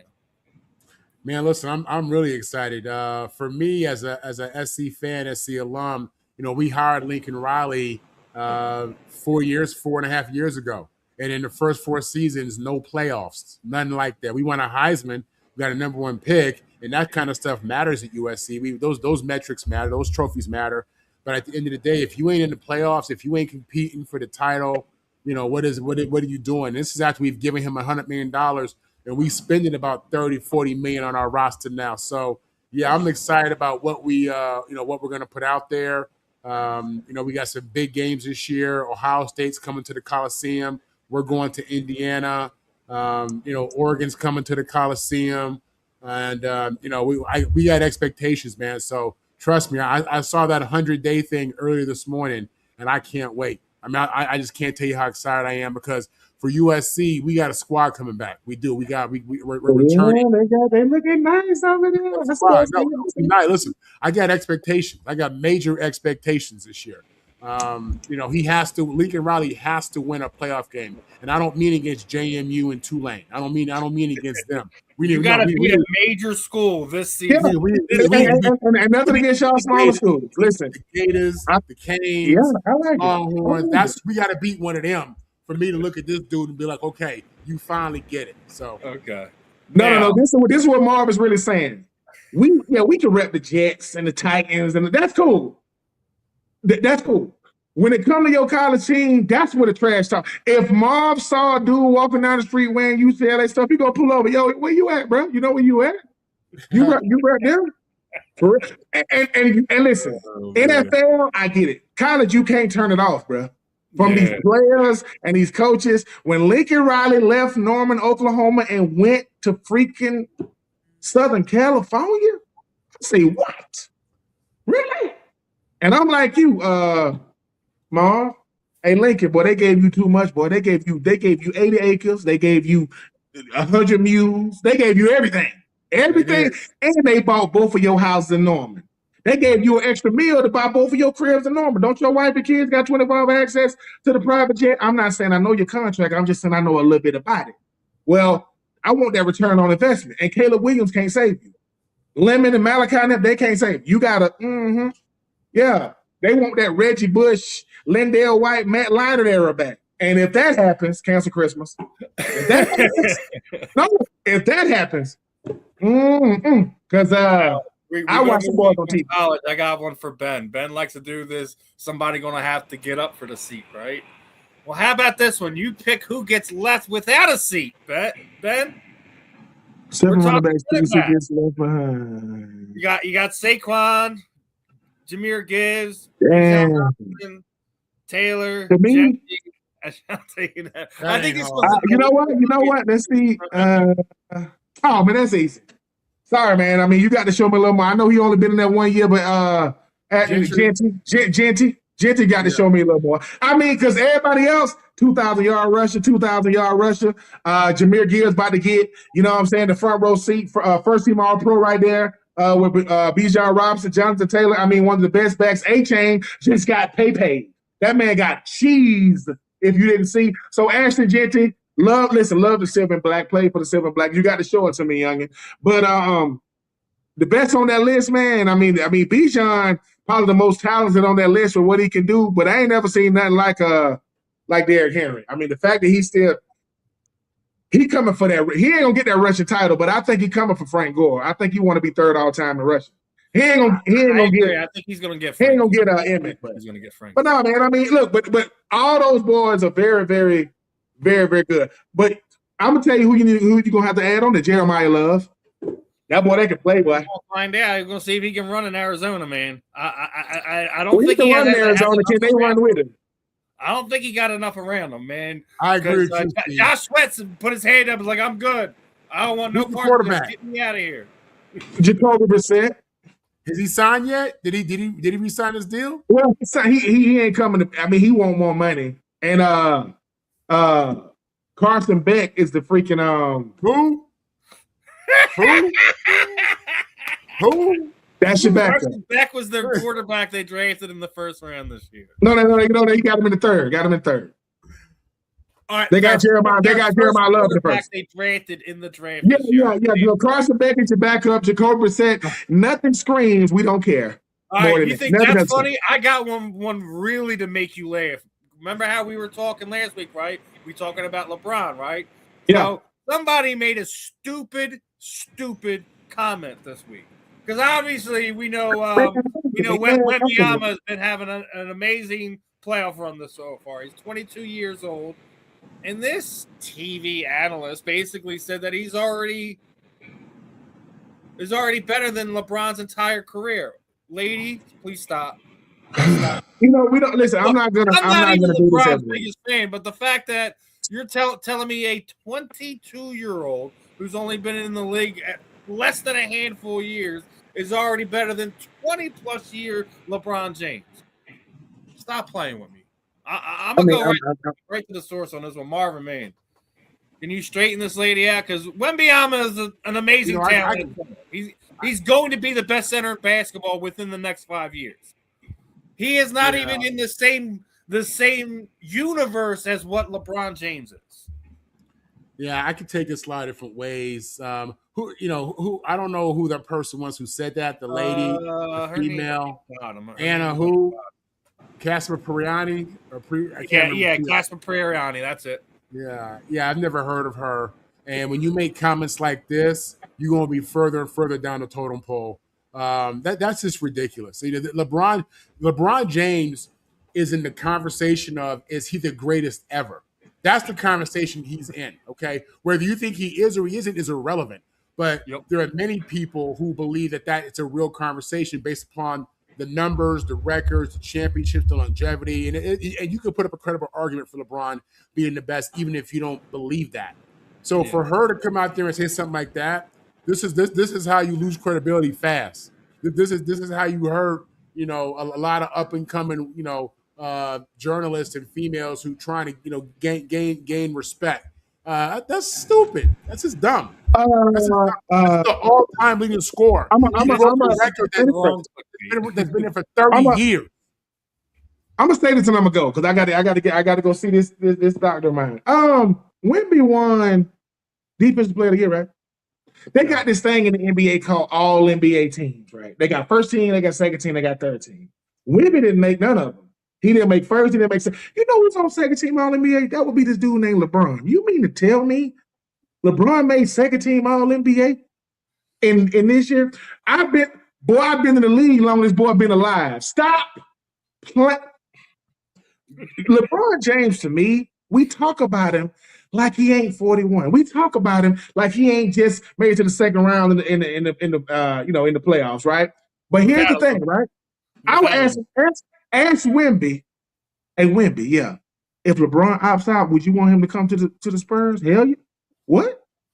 LeBron James come? What? Ask him. Yeah. Oh, so you would want to play with LeBron? Yes. Why? Because everywhere LeBron goes, he wins a chip. Everywhere he goes, he wins a chip. You don't got to like it. KD, when last time you won a chip? When I was in Golden State. Dwight Howard, do you got a chip? Yep. How? LeBron James. Oh, Kyrie Irving, you got a chip? Yeah. How? LeBron James. Chris Bosh, how you got LeBron? Man, we don't got it. Whoever you are, man, I hope you get your clickbait. I hope it works for you. Things like better than LeBron, those sentences don't even exist. There are a couple people you Mike could say. Mike, 100%. Kobe, I get it. That's it. You can't say nobody else. And guess what? If people don't like the fact, people saying LeBron need to go home. Did Chris Berman go home? Did he still work at ESPN? How old is he? I'm just saying. Is Al Michael still working on TV? How old is he? So when I'm great at something, I don't leave. They pay me to stay. So Luka, I hope it was nice playing with LeBron because he's gonna be somewhere else. And if the Clippers ever gonna win a chip, LeBron got to play for him. Because without LeBron, it's the Clippers. Man, look, I love y'all boys. I got to get ready to get out of here. Yeah, we're about to close it down anyways. Final thoughts, brother. Get it going. Man, listen, Marvin Powell for Hall of Fame. LeBron James. Stop playing. Man, what are you doing?